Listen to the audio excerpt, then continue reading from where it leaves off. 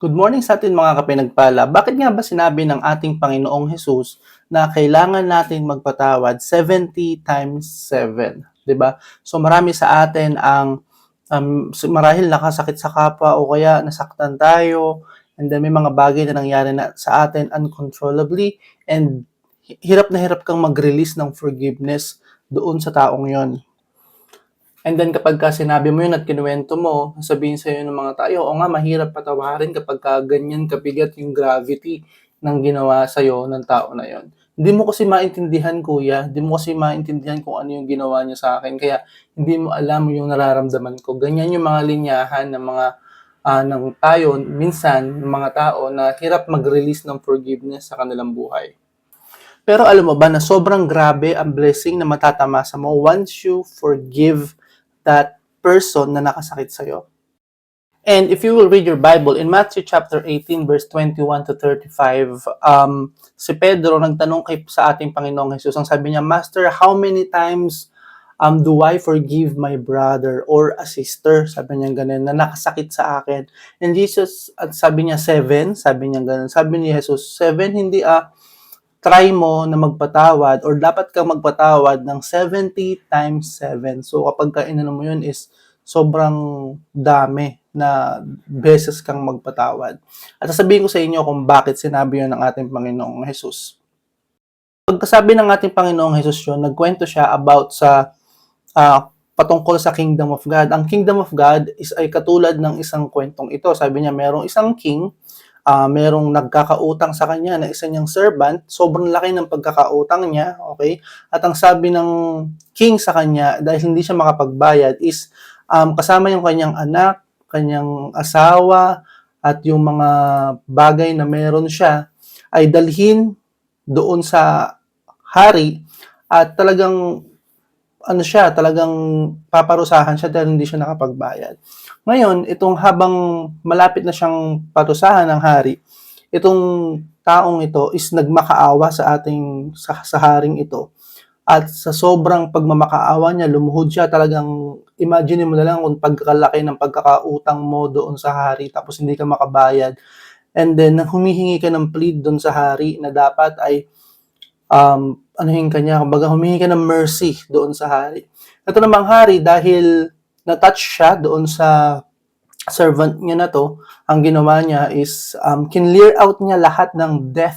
Inalis niya lahat ng utang nitong servant na to, at hindi lang niya inalis lahat ng utang, at talagang isinend out pa siya kasama yung mga pamilya niya, yung asawa niya, yung anak niya, at wala na siyang utang.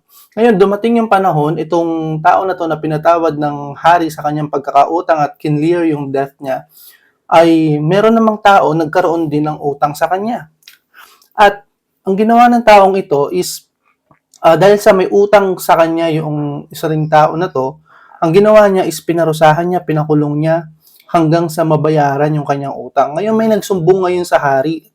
Sabi dun sa hari na ganito po yung ginawa ng servant na kinlear nyo yung pangalan. Imbis na ang ginawa niya is patawarin niya at i-clear niya rin yung debt ng utang ng taong yon, is ginawa niya, pinahirapan niya at kinulong niya, ginapos niya hanggang sa makabayad ng utang. Ngayon, itong hari naman, ang ginawa niya is tinawag niya ulit itong tao na to na pinatawad niya, kinlear niya yung utang. At sinabi niya, sabi niya, "Evil servant," sabi niya, "I forgave your entire debt when you begged me for mercy. Shouldn't you be compelled to be merciful to your fellow servant who asked for mercy?" Yun tanong sa kanya ng hari. "Di ba pinatawad kita sa lahat ng pagkakautang mo? Ito bang kapwa mo servant ay hindi mo man lang pagbigyan dahil na-experience mo yon?" So sabi doon sa passage na yon, "The king was furious and put the screws to the man until he paid back his entire debt." So imbis na clear out na siya, so utos ng hari na igapos ulit siya at bayaran yung lahat ng pagkakautang niya. So sabi ni Jesus, that's exactly what my Father in heaven is going to do to each one of you who doesn't forgive unconditionally anyone who asks for mercy. So whenever people sin against us, Actually, yung mas malapit pa sa atin, sila pa yung nagkakasala ng sobrang tindi. Pag daw hindi natin sila pinatawad, it's like exactly na ginawa ng servant na yon yung mangyayari sa atin. And then, bakit sinabi ng ating Panginoon na magpatawad tayo ng ganun katagal at ganun karami? Kasi every time we remember yung kasalanan ng taong to, especially kapag malapit to sa atin, na talagang durog na durog tayo, and then you started to know at nag-release ka na ng forgiveness dun sa taong yun. Yes, nagpatawad ka na and everything and stuff like that. Pero whenever you remember them, di ba, parang kumukulo ulit yung dugo mo. Parang merong nag-uudyok sa'yo na ganito, ganyan, ganyan. Pero dahil sa nag-release ka na ng forgiveness, nung una, na ginawa sa'yo yun, makakapag-release ka ulit ng forgiveness every time you remember them. Kaya sabi ng ating Panginoong Jesus, try 70 times 7, meaning unending, unconditionally. Magpatawad tayo sa taong nakasakit sa atin unconditionally. Because blessing will follow to us. Believe me, naniniwala ako dito because it happened to me. So, hindi ko na alam kung paano gagawin ko, but the Lord said, forgive, do what is right, and I will bring back your honor, and I will bless you. So, hindi ko alam kung sino may nangailangan ng message na to ngayon, pero the Lord is with you, and the Lord is thinking about you.